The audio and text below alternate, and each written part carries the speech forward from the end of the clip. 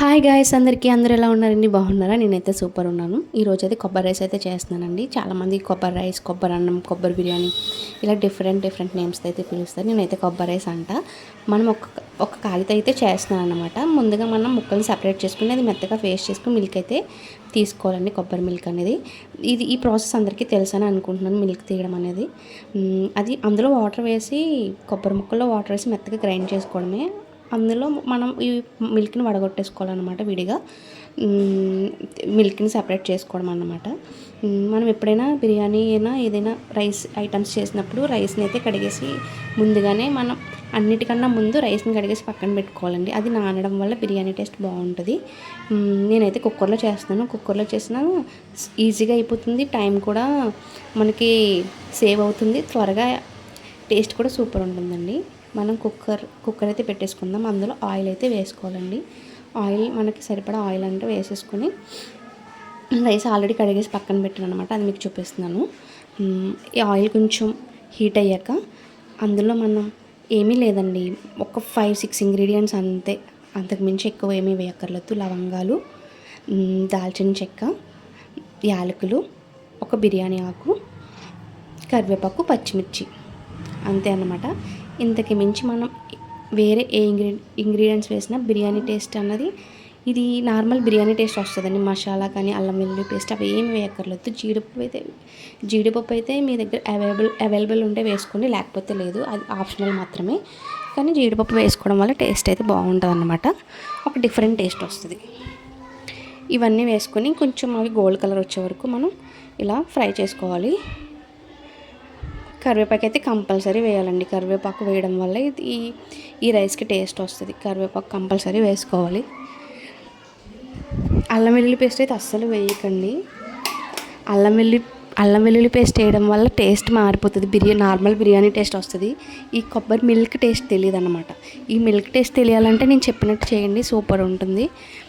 కరివేపాకు అయితే కొంచెం ఎక్కువగానే వేస్తాను, ఫ్లేవర్ బాగుంటుంది. ఈ కరివేపాకు ఫ్లేవరే మెయిన్ దీనికి మాట.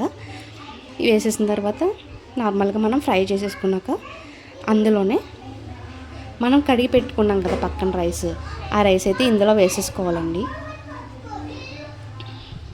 దీంట్లోకి చికెన్ కర్రీ బాగుంటుంది, ఆలూ కర్రీ బాగుంటుంది, మటన్ కర్రీ కూడా బాగుంటుంది. నేనైతే ఆ రోజు నాన్ వెజ్ తినమండి. ఆ రోజు నేను ఆలూ కర్రీ అయితే చేశాను. అంతే. ఇవి ఫ్రై చేసేసుకున్న తర్వాత రైస్ అయితే వేసేసుకుని ఒక 2 minutes అయితే ఆ రైస్ ఆ ఆయిల్లో ఫ్రై అవ్వాలన్నమాట. కొంచెం లైట్గా ఆయిల్లో అయితే కొంచెం అటు ఇటు 2 minutes అయితే ఫ్రై చేసుకోవాలి. ఇవి పెద్ద ఇంగ్రీడియంట్స్ ఏం కాదు కాబట్టి ఎక్కువ ఫ్రై ఆనియన్, టమాటో అటువంటి అసలు ఏమీ వేయకూడదండి ఇందులో. మెయిన్ ఈ సింపుల్గా ఈ ఒక లవంగాలు, దాల్చిన చెక్క, కరివేపాకు, పచ్చిమిర్చి, బిర్యానీ ఆకు, కొద్దిగా జీడిపప్పు, అంతే. అంతకు మించి ఇంకేం వేయగలసిన అవసరం అయితే లేదు.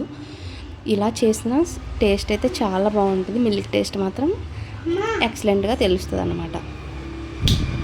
ఇందులో ఇప్పుడు ఈ రైస్ అయితే వేసేసాను అనమాట. నేను ఒక కాయ ఉంటుంది కదా, కొబ్బరికాయ, ఒక కొబ్బరికాయ వచ్చేసి 1 glass అండి. ఒక చెక్కకు వచ్చేసి 1 glass, ఒక కాయకు వచ్చేసి 2 glass రైస్ అయితే తీసుకోవాలి.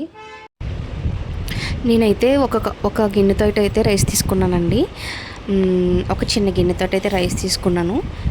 దాంతో 2 గిన్నెలు వాటర్ అయితే వేసుకోవాలి కదా. నార్మల్ మనం బిర్యానీ ఎలా వేసుకుంటామో వాటర్ అలానే వేసుకోవాలి. అది మిల్క్ మనకి ఎంత వస్తే అంతే వేసుకోవాలండి. మిగతా ప్లేస్లో అయితే వాటర్ యాడ్ చేసేసుకోవచ్చు అనమాట. రైస్ అయితే కొంచెం ఒక 2 minutes అయితే ఇలాగా ఫ్రై చేసుకున్న తర్వాత ఆయిల్లో నేను ఆ గిన్నెతో అయితే నేను తీసుకున్నాను కాబట్టి నాకు ఒక గిన్నె మిల్కే వచ్చిందండి. ఈ కొబ్బరి పాలు అన్నవి ఒక గిన్నెతోటే వచ్చినాయి కాబట్టి ఇంకొక గిన్నె ప్లేస్లో వాటర్ అయితే వేసేసాను.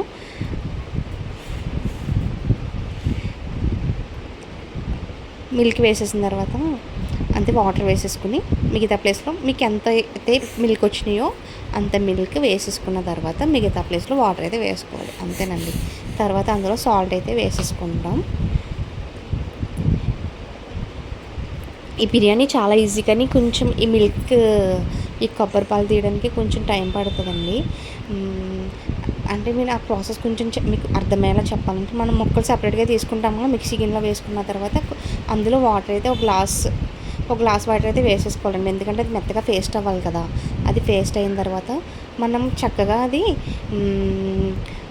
మిల్క్ సెపరేట్ చేసుకోవడమే, వడగొట్టుకోవాలన్నమాట. ఇప్పుడు మనం చూడండి టీ ఎలా వడగడతాం అలాగా ఏదైనా ఒక క్లాత్లో వేసేసి ఈ పేస్ట్ అంతా చక్కగా మిల్క్ని ఒక దాంట్లోకి తీసేసుకోవడమే సపరేట్గా. అలా క్లాత్లోనే అయితేనే ఈజీగా ఉంటుందండి. నాకైతే అలా అయితేనే ఈజీగా అనిపిస్తుంది. అంతే సాల్ట్ వేసేసుకున్న తర్వాత లైట్గా కొత్తిమీర అయితే వేసేసుకుని, సాల్ట్ అయితే ఇప్పుడే చూసుకోండి టేస్ట్కి సరిపడా. మళ్ళీ కుక్కర్ విజిల్ పెట్టిన తర్వాత రైస్ అయిపోయిన తర్వాత అయితే మనకు అస్సలు వేయడానికి అవ్వదు కదా. సాల్ట్ అయితే చూసేసుకున్న తర్వాత లైట్గా కొత్తిమీర వేసుకుని విజిల్ అయితే పెట్టేసుకోండి. నార్మల్గా మనకు రైస్కి 2 విజిల్స్ ఎలా వస్తాయో అలాగే 2 విజిల్స్ అయితే వచ్చే వరకు చూడాలన్నమాట. ఇది మెయిన్ ఏంటంటే మరీ హైలో పెట్టేయకండి, మరీ మీడియంలో మరీ సిమ్లో అయితే పెట్టకండి. మీడియంలో కన్నా కొంచెం ఎక్కువైతే పెట్టండి. సిమ్లో పెట్టడం వల్ల రైస్ అంతా నానిపోయి చాలా మెత్తగా అయిపోద్ది అనమాట. రైస్ అస్సలు పొడి పొడిగా ఉండదు. చూసారా ఇలా పొడి పొడిగా అయితే వస్తుంది. నేను ఇంకా వేడిగా ఉన్నప్పుడే నేను అందులో గరిటె పెట్టి తిప్పేసానండి. కొంచెం చల్లారనిచ్చిన తర్వాత అన్నది మనం చల్లారనిచ్చాక గరిటె అయితే పెట్టుకోవాలి. అప్పుడు రైస్ చాలా పొడిగా వస్తుంది. అయినా చాలా బాగా వచ్చింది రైస్ అయితే. టేస్ట్ మాత్రం చాలా బాగుందండి. నేను దీంట్లోకి అయితే ఆలూ కర్రీ చేస్తున్నాను కదా, ఒక పక్క ఆలూ కర్రీ అవుతుంది. ఆ ప్రాసెస్ అందరికీ తెలిసిందే కదా ఆలూ కర్రీ అనేసి. నేనైతే అదైతే వీడియో తీయలేదన్నమాట. పిల్లలు కూడా చాలా ఈజీగా తింటారండి. సాఫ్ట్గా ఉంటుంది, స్పైసీ ఉండదు. ఏంటంటే ఇందులో మనం మసాలాలు, కారం అంటే పచ్చిమిర్చి వేసాం కదా అంతే, అంతకు మించి స్పైసీ ఏమి ఉండదు. కర్రీ అయితే ఒక పక్క అవుతుందన్నమాట. ఈ వీడియో కనుక మీకు నచ్చినట్లయితే లైక్ చేయండి, షేర్ చేయండి, సబ్స్క్రైబ్ చేయండి. అలాగే మీరు ఎలా చేస్తారన్నది నాకు కామెంట్ సెక్షన్లో అయితే కామెంట్ చేయండి. చేసిన తర్వాత కూడా ఎలా వచ్చిందన్నది కూడా కామెంట్ చేయండి. ఓకే ఫ్రెండ్స్, అందరికీ బాయ్.